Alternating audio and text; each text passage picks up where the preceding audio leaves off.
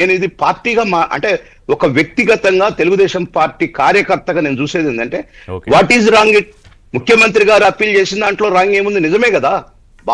భారత రాష్ట్ర సమితి తెలుగుదేశం పార్టీ రాష్ట్రంలో ఉండకూడదనే ప్రతి చర్య 14 గవర్నమెంట్ వచ్చిన కాడి నుంచి వాళ్ళు చేశారు కదా. మా మీద ఒత్తిడి ఉంది కదా, మా కార్యకర్తల మీద ఆ రకమైనటువంటి ఇది కూడా ఉంది కదా. రెండోది, మొన్న చంద్రబాబు నాయుడు గారు 23లో అరెస్ట్ అయినప్పుడు కూడా ఇక్కడ సానుభూతి పరులు వాళ్ళంతా కూడా ధర్నాలు చేస్తుంటే పోయి విజయవాడలో చేసుకోమన్నారు. అంటే ఇవన్నీ ముఖ్యమంత్రి గారు ఏదైతే రేట్రేట్ చేశారో అదంతా కరెక్ట్. అది కాబట్టి ఇవాళ మేము ఎట్టి పరిస్థితిలో తెలుగుదేశం పార్టీ అనేది భారతీయ జనతా పార్టీతో ఉన్నమాట నిజమే, కానీ మాకు ఎలాంటి డైరెక్షన్ లేదు. కాబట్టి మేము మా కార్యకర్తలందరూ మనోగతాలు ఏమున్నాయంటే యాంటీ బీఆర్ఎస్ పనిచేయాలనే ఉంది. రిజల్ట్ కూడా అదే చూపెట్టబోతుంది. రెండోది, మీరందరూ బీఆర్ఎస్ వైపు వెళ్ళిపోయారు అంటున్నారేంటి?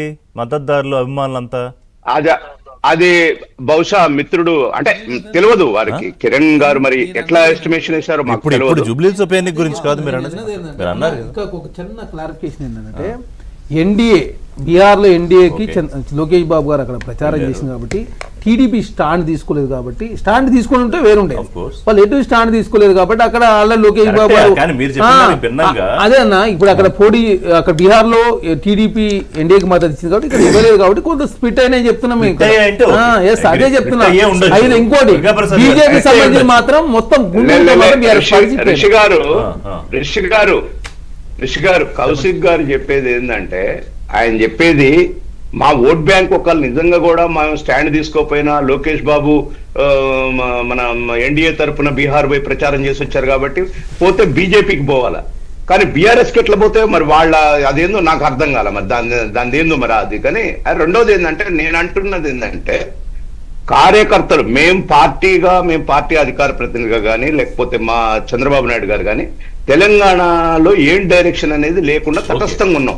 బికాజ్ మేము బీజేపీ వాళ్ళు కనుక బిఫోర్ ఎలక్షన్ ముందు నోటిఫికేషన్ రాగానే మాతో కూర్చొని మా తెలంగాణ కమిటీ శాఖతో కూర్చొని ఒక కమిటీ వేయించుకుంటే ఓవరావరీగా మేము కూడా భారతీయ జనతా పార్టీకి సపోర్ట్ 100% ఇద్దామండి. 100% అన్కండిషనల్ గా మమ్మల్ని అడుగుంటే మేము సపోర్ట్ చేసేవాళ్ళం. ఓటు బ్యాంక్ కూడా గణనీయంగా వచ్చేది, వాళ్ళకు కూడా కొంత గౌరవప్రదంగా ఉండేది. అది వాళ్ళు ఆలోచించుకోవాలా. కిషోర్ రెడ్డి గారు మిత్రులు ఉన్నారు, వారికి అన్ని తెలుసు. వారు వాళ్ళ పార్టీలో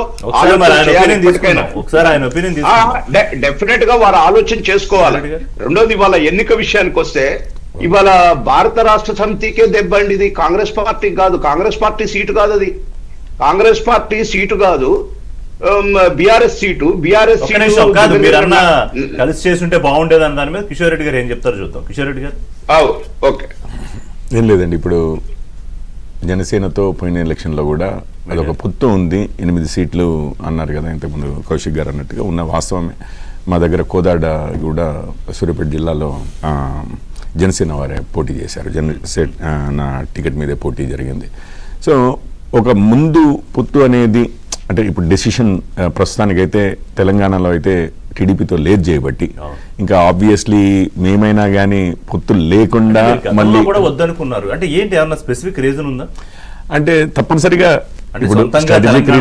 సొంతంగానే రావాలి, ప్రూవ్ చేసుకోవాలి అని అంతే. ఒక స్ట్రాటజిక్ అంటే మొత్తము అనలైజ్ చేసి చెప్పండి అంతే మొత్తం అనలైజ్ చేసి తెలంగాణలో ఇండిపెండెంట్ గా ఉండడం వల్ల లాభం ఉంది అన్న ఫీలింగ్ తో.